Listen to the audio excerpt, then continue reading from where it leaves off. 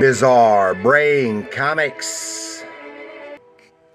Hello, my comic book friends, and welcome to Bizarre Brain Comics. I'm Gary, your host, and this is where I like to take a look at some older comics, talk a little bit about the characters and creators, and examine the stories and the art.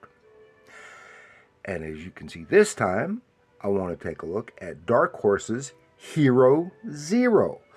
But before I do that, sometimes like to mention some of the other YouTube channels that I like to watch once in a while. This is Taylor Talks Comics. Yeah, Taylor Talks Comics.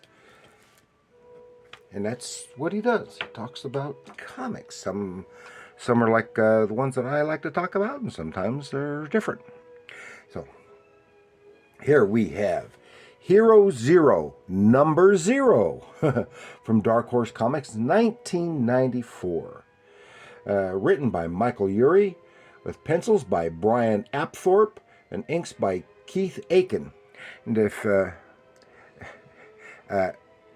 this is from Dark Horse's Comics Greatest World line. It didn't last that long. And I did another character from that not too long ago, also drawn by Apthorp, was Titan.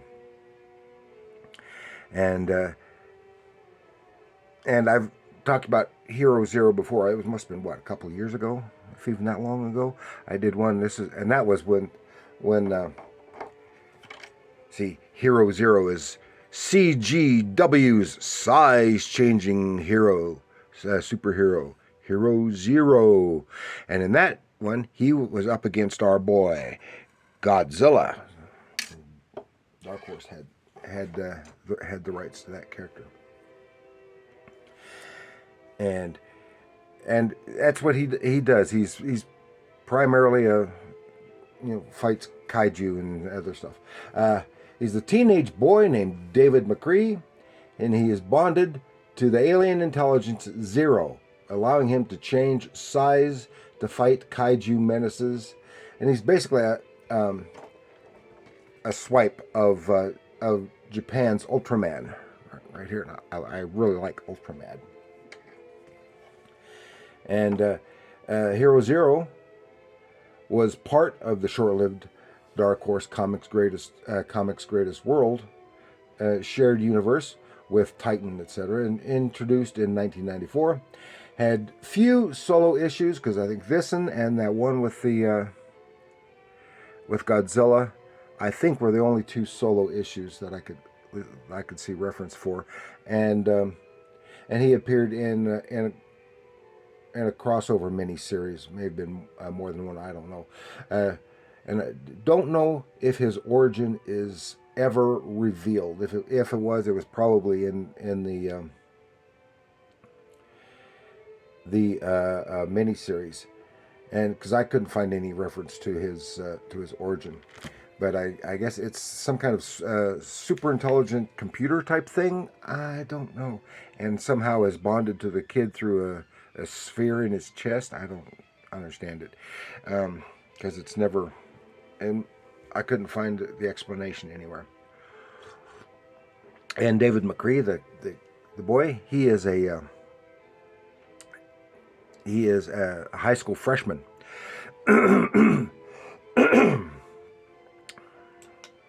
And so then we have, whereas like in Ultraman, he's bonded to an adult. Here he's bonded to a kid, which makes him not unlike Billy Batson and Shazam Captain Marvel.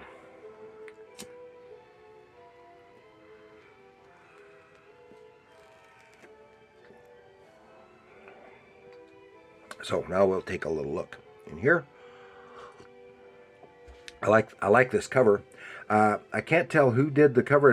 It is signed down in the lower right hand corner, but I can't make it out. It's not intelligible. So it might be Apthorp. It might be someone else. I don't know. So we start off. Takes place. He works out of the fictitious town of Cinnabar, Nevada. And then we go Froggy is back. These kids, just outside Cinnabar, are driving around out in the desert, out by this mesa, and they call it jungle cruising. And even though it's not safe, over the years, many people have gone missing out there, and no one knows why. But they go, ooh, it's a big rock. They start climbing up the mesa, and something starts grabbing the kids. Ooh, we don't see it, grabbed them by the face. Ah. I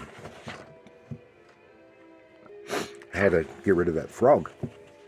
Then on our splash page is Davy Boy in the boys' bathroom in the school in front of the mirror, trying out poses for him to do when he is Hero Zero. But he's talking to himself. Well, it seems to be, because he's actually talking to Zero, but no one else can hear him. He hears it in his head. While he's doing all this stuff, someone who was in one of the stalls comes out, and it's a jock bully, senior, and he smacks him in the back of the head, starts harassing Davy. And wanted to make a comment. I like this kind of stuff, as you can see things change and progress in this series of panels. And then we finally get a close-up. And the artwork, especially this face here, looks like it was a direct swipe from Mac Rayboy's Captain Marvel Jr. from the 40s and 50s. Froggy's still there, and he's getting harassed, and tosses him across the room. Then when he's gone, he's still talking with the Zeros. I'd love to just hero out on him and beat the crap out of him and stuff like that. Then just a little bit later, Dave's in the lunch line in the lunchroom with talking with his friends, and they're talking about several of the senior high schoolers have gone missing, and the police found their vehicle out at the mesa, and so they're talking about the mesa and the legend, and they poo-poo, and then the lady, lunch lady, who is a local Native American lady, elderly lady, and she explains that it was, have you never heard of the story? And it's how a century or more before, a band of Indians were besieged by soldiers, and they all starved to death. And now their spirits are trapped there at the mesa in the sand and stuff like that. And they kind of blow her off. Then while they're going there, Rich, the senior bully, confronts Dave again and challenges him, because they're going out there to the mesa tonight, and challenges him to come with him. So right in front of everybody, he's got to go. So he goes, and they're racing around out there, and it's a couple of guys and a girl who she is basically defending Davy. Says, "Go easy on David, Rich."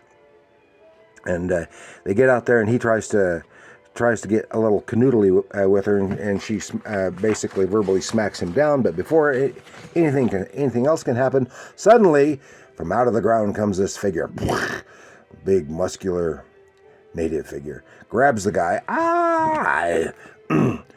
We are hungry. Davy slips away, and Hero is out. Boom! I like that transition. Ooh, that's cool. Where he transitions into Hero Zero, grabs the assailant, tosses him away, and then another one pops up, and goes for Zero. He's telling the kids they ought to get out of there. The thing pops up and grabs Hero by the ankle. Says, "He's draining our power. Move away from him." That's Zero telling David. Never ate this much, because it's been draining the energy of these people out there. And he completely collapses. No, Dave, wake up. This is serious. I've got to recharge, David. Just as he's coming, he's about to grab him again. Just as he does, Davey, boom, becomes tiny. So the thing comes after a little one, going to stomp him, gets out of the way, and the thing sucks down into the ground, and then the ground covers Zero. And the kids go, oh my gosh. Said, can I grow now? And we better get out of here. Says, where's David? He pops up big again, boom. And he said, telling the kids to get out of there. Listen, go, little freshman coward. I'll find your friend and get back to town, yada, yada, yada. Food, turn and face us. Then the whole mesa has a face and is yelling at him. Oh my gosh. The kids take off. Our scout could not contain all of our energies. And the mesa is possessed of the spirits, as you can see here. Zero grows larger, and then the mesa comes right up out of the ground. He's a big old rock man. That's why it says here at the beginning, featuring the mountainous menace of the Mesa Man. How's that for alliteration? And we hunger, and here hanging off of this giant rock figure are all these desiccated corpses of all these dead people who starved to death out there. So now they're going head to head, and Zero is telling Dave to keep his distance. He whacks him a time or two, trying to keep his distance, but finally he can't. It grabs him, and there's like an umbilical connect which goes between the two, and he's sucking his power. And then the old lunch lady, she arrives and she's got an offer. I offer you this food to appease the souls of the starved. Please take my offering and free the warriors. Woman, what you have brought may have filled us at one time, but now we have changed. And Zero is telling Dave he's got to get out of there, get away from it. And the thing, he yells at the old lady, knocks her down, says, no. And he says, he knows what to do. Goes, eat me. And starts focusing his power into the umbilical.